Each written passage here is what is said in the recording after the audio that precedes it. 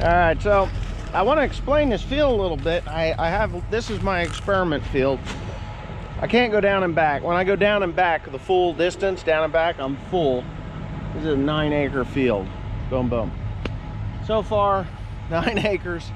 This load that'll be coming off of here now will be number 4 at 380 bushel. Right? Yeah. 4 times 380. How? Yeah, this one here. This one here. This is like GoPro City. Here's her face. We beat her on a daily basis. Look how pretty she is. Yeah. Oh, she's gonna bite me. I got a phone call. Oh, no. Here, take this. Got a disconnected wagon. Got a hell of a mess.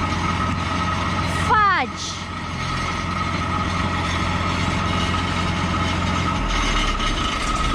Oh, no. Wagon's over on its side, busted. Oh, shit. To the car. To the car. Shut the thing off. Let's go. To be narcissist here and take video of myself. Well, all right, so here's the wagon. Doesn't look terrible. I threw it upside down. Yesterday we threw it upside down. Little crinkling here, right? This is where it went into the pavement, and it just, yeah, that's where it went into the pavement, that corner.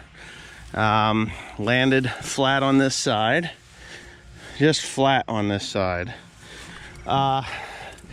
Bolsters to the wagon broke off, obviously, pretty quickly. They broke right off, and that's where it hit the bank, right there, and it crinkled that part right there. These are Kill Brothers 385s. That's what they are. Both of them were bought these 20 years ago, believe it or not. 20 years ago I bought these, and yeah, they're junk. What happened was kind of simple and tragic and unavoidable, because you can't see through steel unless you have an X-ray vision. A couple years back, well, a few years back, last time I was growing corn that last year, that would have been 2014, we had that wagon, the front spindle, the nut stripped the threads off the front spindle, and it bent the spindle, obviously, and then laid that wagon over on its side, twisting up the hitch, the tongue and stuff. So I had replaced all that stuff. What I did not replace was the pin that holds that hitch, the kingpin that holds the hitch together.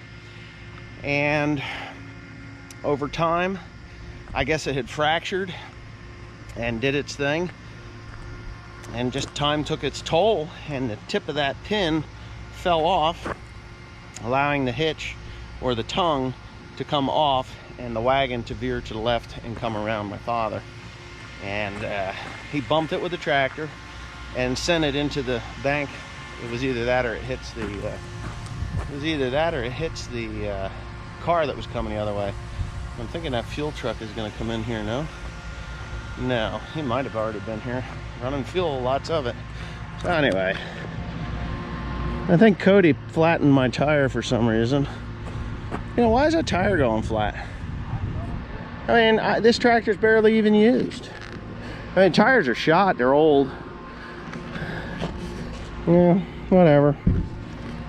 So anyways, I have procured 2 wagons, 2 Parker wagons that hold 400 bushel with heavy duty gears, surge brakes and lights. I found them. I'm on my way to Bloomsburg now to go pick them up, and we'll be back in business later on today. So come along for the journey. Is it working? Yeah, your ball. It is. Okay, so yeah, we missed the beautiful part with the valley and the farmland. So we're up on Route 80. We're headed up to Bloomsburg, Pennsylvania.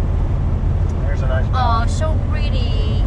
Yeah, the camera isn't going to catch it so nice, but Bloomsburg, Pennsylvania, to pick up 2 400 bushel Parker gravity wagons. What's the matter? That's so pretty, right there. This is Route 80 up here, north of Hazleton, south of Mountaintop, right? Oh, beautiful.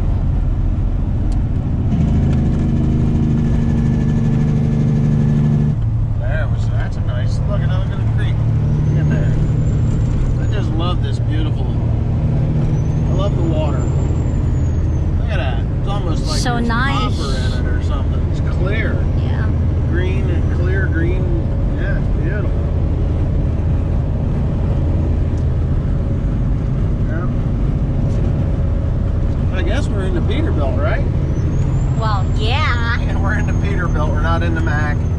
I had to step deck hook to this. Quite honestly, the Peterbilt, nicer riding truck. The Mac is quieter and plenty of power or whatnot, but this truck is nice. I really like this truck a lot. But anyway, it's got plenty of power. It's got the C15, not A cert. It's a 6NZ C15, and yeah. So we're gonna go pick up these Parker wagons, and we'll be back home, and we will be picking corn by what, 3:30, 4 o'clock. These wagons have surge brakes and lights, so it'd be a little bit easier to deal with. So, anyway, I just love the beauty of fall. How about you, babe? Oh yeah, it's my favorite time of the year.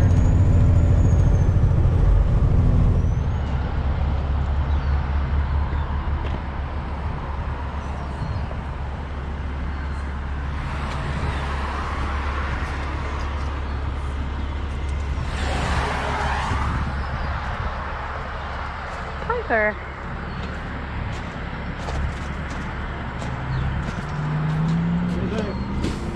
Tire looks good. Yeah, they look good. Yeah. Nothing unusual. The chutes are in there. There's your lights. What's that? There's the lights in here. Yeah, lights on this. This one doesn't have any? No, Only one have it. that's okay. You know how to put those on. Right. That's a kit. Alright. Yeah. We can put them in tandem too. Right. Not that I'm really in the mood to do that. But hey, how you doing? Alright. Getting a really good load, but that's alright. Yeah, right.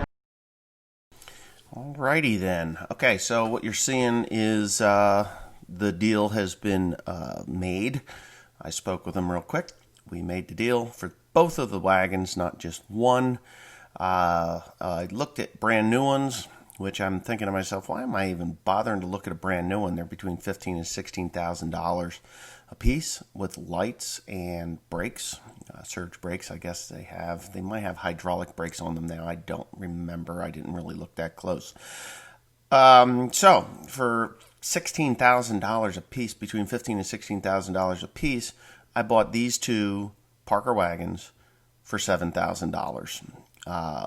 You can't beat that with a stick. I mean, there's no stick big enough that you could beat that with. So they are 400 bushel wagons, and I put 480 bushels in them because they have the extensions. My combine holds 240 bushels when it's heaped up to the top and overflowing. When the or the bin monitor goes beep beep beep beep beep and tells you that it's full, there's 240 bushels in there. So we took 240 bushels of grain twice and put it in there, and that would give me 480 bushels. I could have probably squeaked in another 20 bushels if I was really into it, but yeah, they're 400 and a solid 450, 500 bushel wagon. The twin doors are, you know, I've always wanted one of these wagons, and I'll tell you a little story about the wagons. You know, the wagon, when I saw the first one of these wagons, there was a fella down the road. He went bankrupt and lost his place and everything. I was kind of sad because he went to school with my grandfather in a one-room schoolhouse down on Fairview Road. They used to walk there to school every day until my grandfather got sick and tired of being beaten by the teacher because he did not speak good English. He was raised in a Hungarian household where they spoke English and Hungarian, and the Hungarian that they spoke was not true Hungarian because my great-grandfather came to this country at 17 years old, and he was in many different areas of the country, and for some reason he ended up with Swedes, and their language was different, and it was a blended Hungarian language. And anyway, the teacher figured they would beat it out of him, and he decided, you know what, I'm not going to school here anymore, so go to hell. And that was the end of that. He would hide in the woods until school was over, and of course there were no telephones at that time.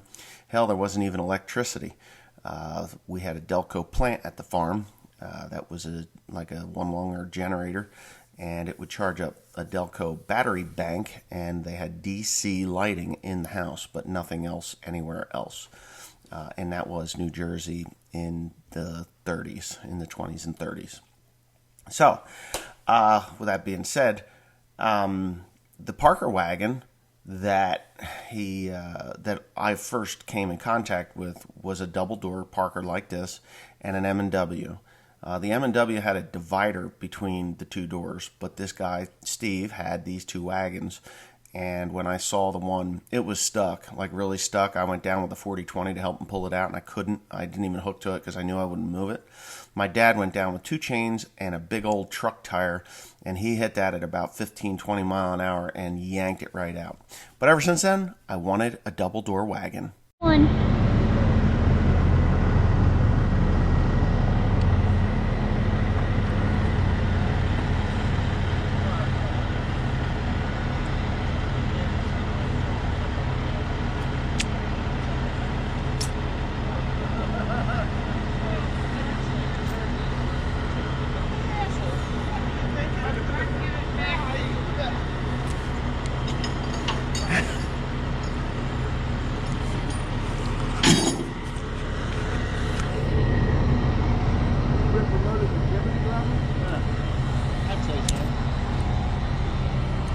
Test the brakes. I think that's what he's doing. See if they work.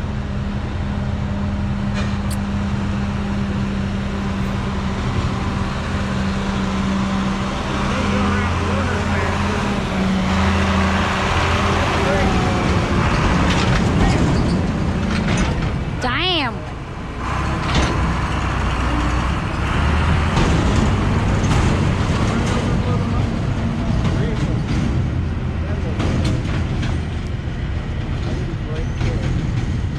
Well, that one don't have any light. This one have lights. Well, I don't care about the lights. I just need brake fluid Ow. for the brakes.